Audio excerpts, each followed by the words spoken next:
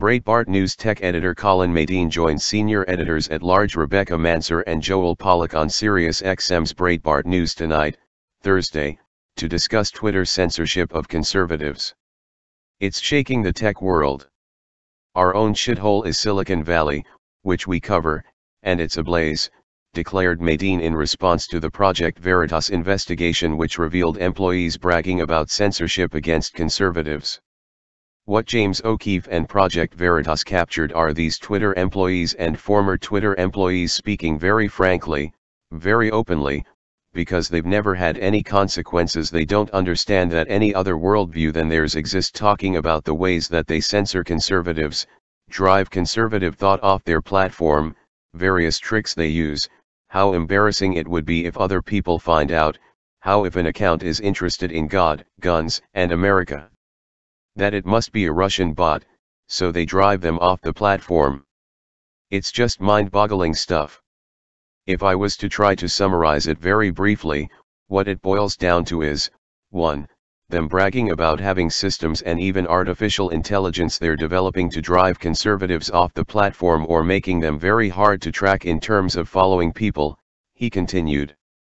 They talk about letting individual employees exercise their bias, like, I don't like Trump, so if I see people that like Trump, I'm just going to ban them.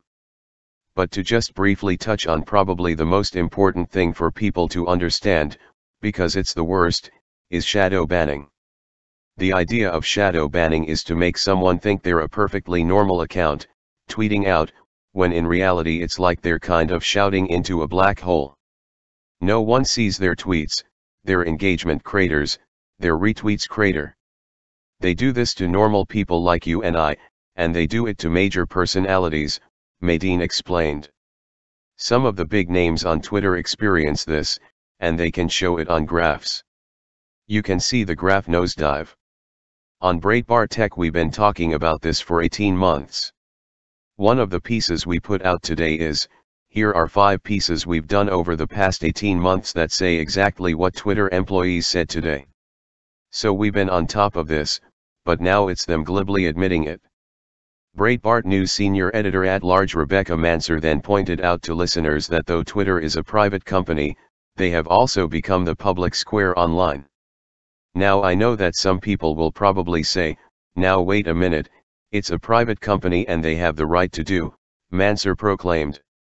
When you have a company like Twitter that has become so important to our dialogue in our nation, it has become such an important platform, it has literally become like the cyber public square, and when you have this private corporation doing this sort of thing, they can be as stifling of your free speech as any government, because Twitter has become, as I said, the public square. So I just want people to keep that in mind, because I know there's going to be libertarians that say it's a private corporation and who cares, they have the right to ban you, but just keep that in mind, folks. Madine explained, Twitter's changed to be this Twitter we know today. It is really tied to the CEO Jack Dorsey, who's the co-founder of the company but wasn't in charge for many years.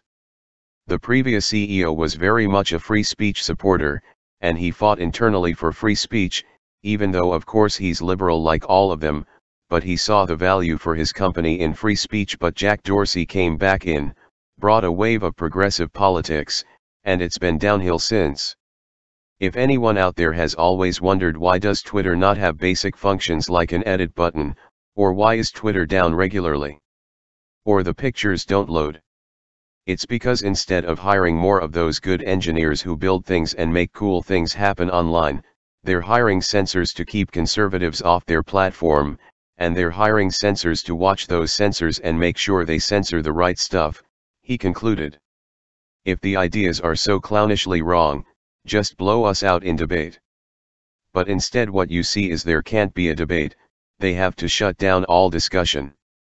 They have to gerrymander their platforms to keep Breitbart articles from trending.